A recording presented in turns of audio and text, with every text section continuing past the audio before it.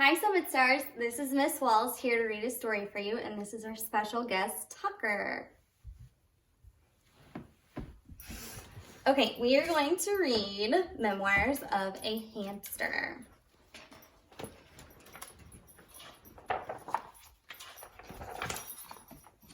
Night 1. My life is perfect. I have a bowl full of seeds, a cozy pile of wood shavings, and room to run. I'm never leaving here. Question. Who's the luckiest hamster in the world? Answer, me.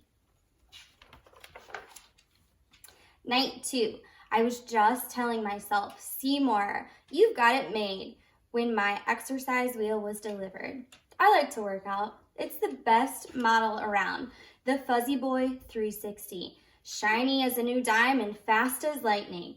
I don't know how many miles I put in, but I was on that wheel all night. Night 3. It took me a while to get the hang of my new water bottle, but it's great. It's important too. A hamster has to stay hydrated. Back to my wheel. I've got another hour to put in before daylight. Night 4. Little girl came by and gave me a kiss on the nose. Nasty. Hello? Ever hear of germs? But she also gave me 2 yogurt drops. Question. What's better than a yogurt drop? Answer, 2 yogurt drops.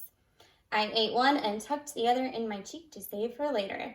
This hamster has it going on. Night 5. I was just climbing onto my wheel tonight when Pearl the cat came by. You know, she said, you run for miles every night, but you never leave that cage. What's it all for? I don't know, I said. It's what hamsters do.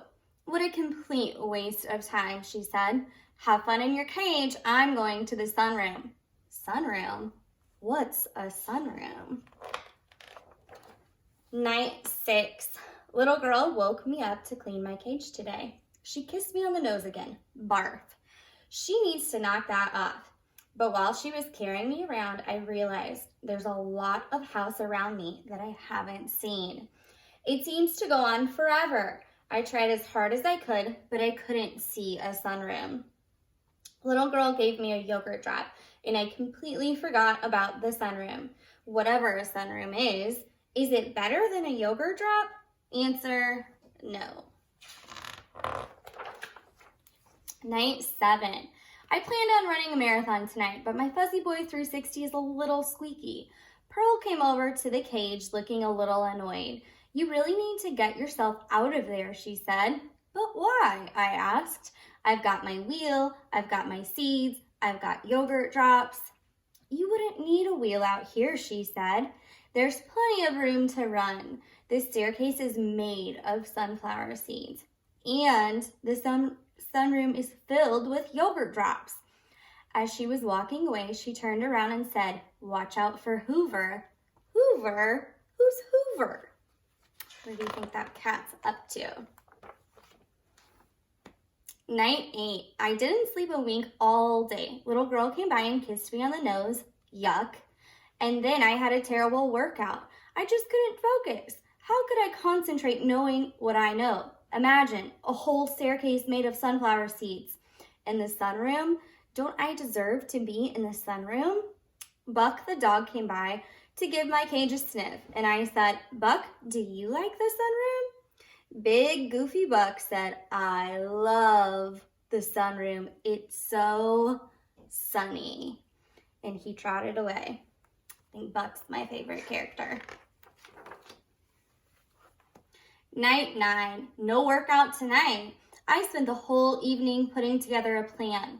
I went over every square inch of my cage, and I think I've got it figured out.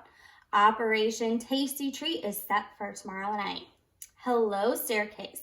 Hello, sunroom. Night 10.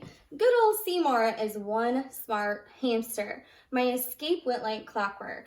I moved to the seed dish. Then I was able to muscle the Fuzzy Boy to the front of the cage. I had a little trouble climbing the outside of the wheel. It kept spinning and I wasn't getting anywhere. But Sweet Pearl suggested I jam a sunflower seed at the side of the wheel, and it worked. After that, it was easy. I shimmied up the wheel and popped the lid right off. Question, who's going to eat every yogurt drop in the sunroom? Answer, me. Night 11. Note to self, cats are big, fat liars.